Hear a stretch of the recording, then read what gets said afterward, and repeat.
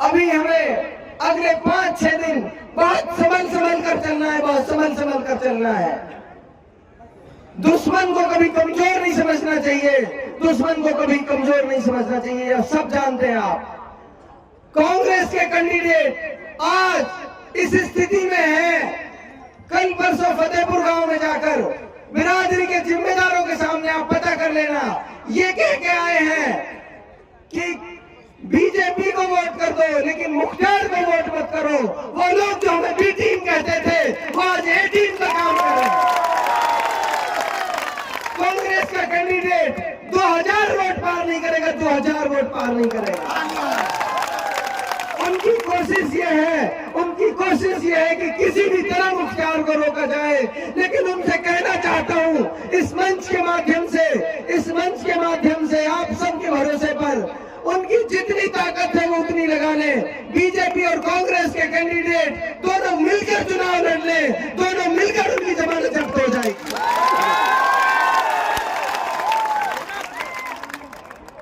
उनकी इन साजिशों को ध्यान में रखना है।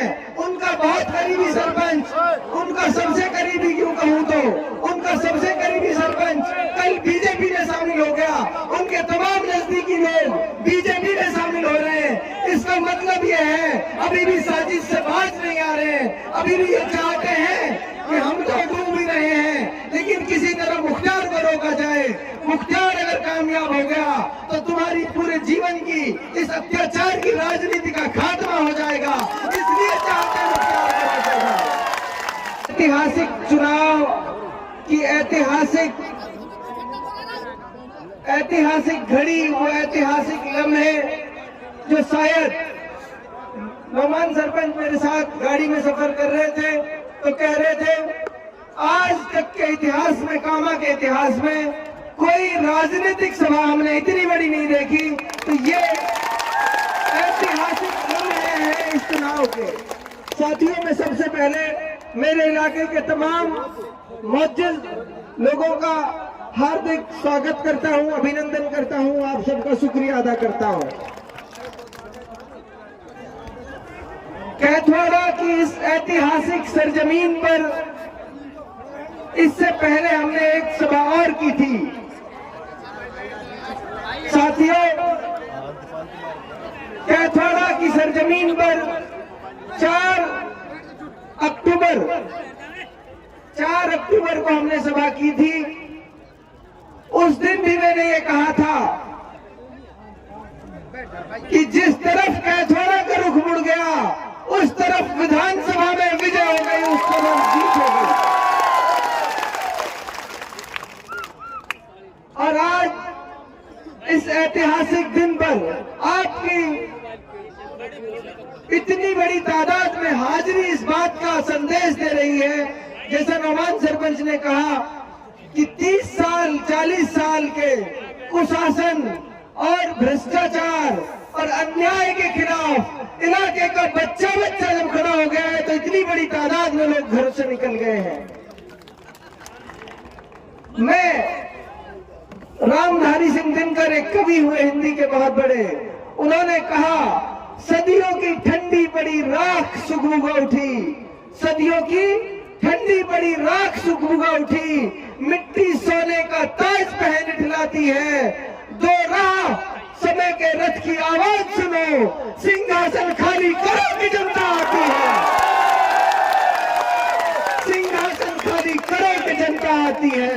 साथियों, ये सच्चाई है, इसमें कोई शक नहीं है कि ये मुख्तार की ताकत नहीं है, ये किसी और की ताकत नहीं है, ये ताकत आम आदमी की है, ये हर गरीब और हर सताए हुए आदमी की ताकत है जो इतनी बड़ी तादाद में आगे आ गए। मैं इस ऐतिहासिक दिन पर उन तमाम लोगों को भरोसा दिलाता हूं, यकीन दिलाता हूं, मेरा आज तक का जीवन भी सुबह से शाम तक, शाम से सुबह तक सिर्फ और सिर्फ इस इलाके की कुड़न और इस इलाके की फिक्र को लेकर आज तक भी गुजरा है। और मैं पूरे जीवन भर आपको भरोसा दिलाता हूं, आपके इस पगड़ी को, आपके इस मान सम्मान को, आपके इस भरोसे को, आपके इस यकीन को पूरे जीवन भर नहीं टूटने दूंगा, निश्चिंत रहो।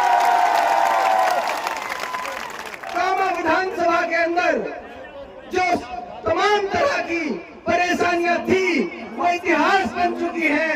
जिस दिन शपथ ग्रहण होगा, शपथ ग्रहण के अगले ही क्षण, अगले ही सेकंड, अगले ही पल से आपका बेटा अपनी जिम्मेदारी संभालते ही अपना काम शुरू कर देगा। मैंने पहले भी कहा है, मैं फिर कहता हूं, आप यकीन रखें, एतमाद रखें, पुलिस प्रशासन की गुंडागिरी से, पुलिस प्रशासन की लूट से इस इलाके को आजाद कराने का काम करके रहेंगे। सड़क पर, थानों में मेरे इलाके का एक आदमी का नाजायज पैसा नहीं जाएगा, इस बात का भरोसा आपको दिलाता हूं। बिजली की टंकी की आपने बात करी, सड़कों की आपने बात करी, साथियों मैं इससे आगे की बात करता हूं। ये सारी चीजें तो ठीक होंगी होंगी, इससे आगे की बात करता हूं। इलाके के हर घर से ऐसे नौजवान तैयार करने की कोशिश करूंगा जो पूरी दुनिया में मेवात इलाके का नाम रोशन करने का काम करेंगे। इलाके के हर नौजवान को, हर गरीब आदमी के बच्चों को पढ़ाना आपके बेटे की सबसे पहली प्राथमिकता होगी, सबसे पहला काम होगा। और जो भरोसा, जो यकीन इलाके के, आप यकीन रखें, इनकी मान मर्यादा, इनके सम्मान में भी पूरे जीवन भर कभी ठेस नहीं पहुंचेगी। कोई बात इनकी में, इनकी शान में कोई गुस्ताखी नहीं रहेगी, इसकी भी आप भरोसा कर लें। इसके साथ साथ कुछ चंद बातें आपसे और करूंगा, वो इसलिए जरूरी है कि अभी आप सबको जिम्मेदारी देता हूं। नौमान सरपंच ने जैसा कहा, गाड़ियों को छोड़ दो, मोटरसाइकिल से, साइकिल से और पैदल इलाके में निकल जाओ। आपसे हाथ जोड़ के गुजारिश कर रहा हूं, ये मौका दोबारा नहीं आएगा, ये मौका, ये समय दोबारा नहीं आएगा। एक एक आदमी के पास जाइए, एक एक आदमी को मनाइए, एक एक आदमी को समझाइए। मैं सारे लोगों के पास शायद नहीं पहुंच पाऊं, लेकिन आप मौजूद हैं, आप अपनी जिम्मेदारी लें, अपना काम समझे इसको कि जिसके पास मैं नहीं जा पाऊंगा उसको आप मनाओगे, उसके आप हाथ जोड़ोगे। पीछे तक हाथ उठाकर बताएं, 25 तारीख तक दोनों हाथ उठाकर बताएं, दोनों हाथ ऊपर छुट्टी भी सारे लोग हाथ उठाकर बताएं। अपने भाइयों को मनाने का काम करेंगे।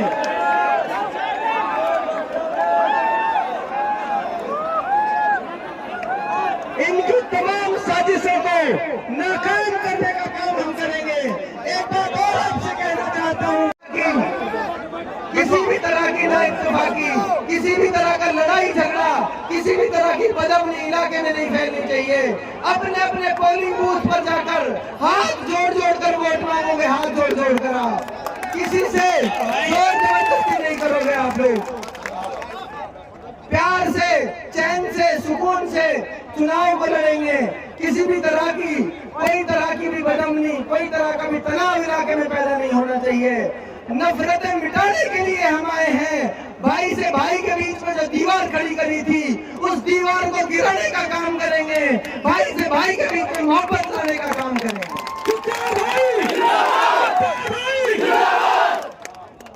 इन्हीं शब्दों के साथ मैं अगले 5-6 दिनों के लिए आप सबसे दरखास्त कर रहा हूं, जहां जहां भी अपने अपने गांव में, अपने अपने बूथ में अपने रूठे हुए भाइयों को मनाने का काम आप लोग करोगे। यहां से जाने के बाद अपनी अपनी जिम्मेदारी सारे लोग निभाओगे।